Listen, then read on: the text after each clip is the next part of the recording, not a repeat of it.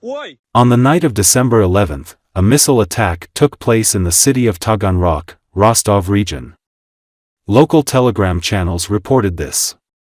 As a result of the strike, an explosion and fire occurred at one of the industrial enterprises in the city.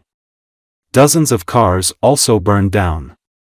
As a result of one of the missiles hitting a local greenhouse, about 30 apartment buildings were left without heating. It is also said that the aviation scientific and technical complex in the city was hit. Local telegram channels note that the main target of the missile attack was the local military airfield.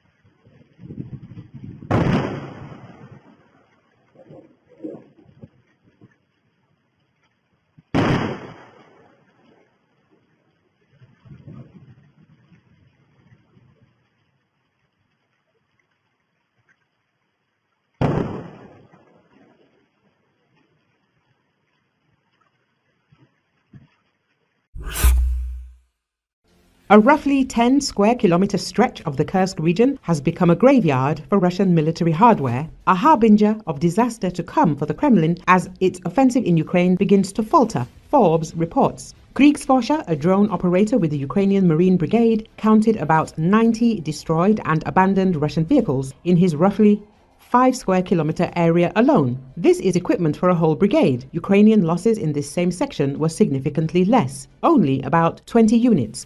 The 4-to-1 loss ratio in Ukraine's favor is not unusual. In fact, it is only slightly higher than the overall 3.1 loss ratio for the entire war. 14,500 Russian vehicles destroyed versus 5,200 Ukrainian ones. A year after Ukraine's counteroffensive in the summer of 2023 ended and Russia launched its new offensive, Kursk has become the epicenter of the fighting, although fierce fighting also continues in the areas of Chasiv Yar, Toretsk, Vovchansk, Kurakovo, Ugledar and other cities and towns in eastern Ukraine.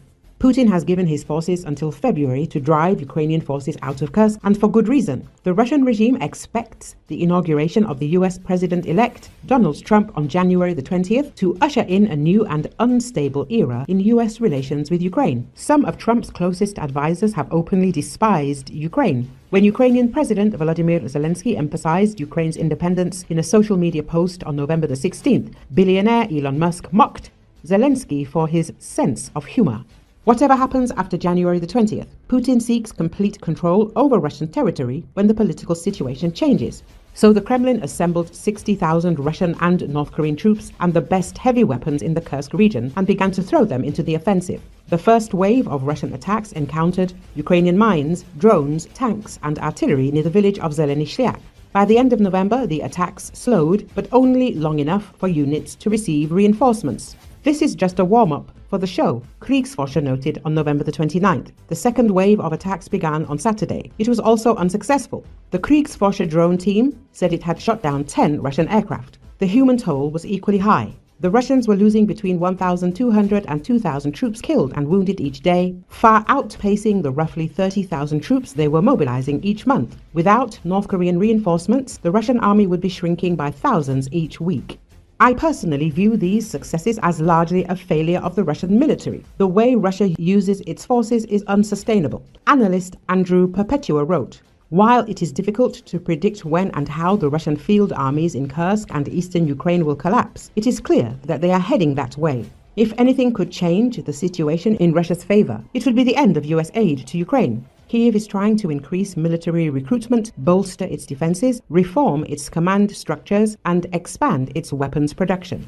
Despite these difficulties, Ukrainians have reason to be optimistic. Western aid can continue to flow, albeit on new terms. Meanwhile, the Russians continue to lose resources that they can no longer replace.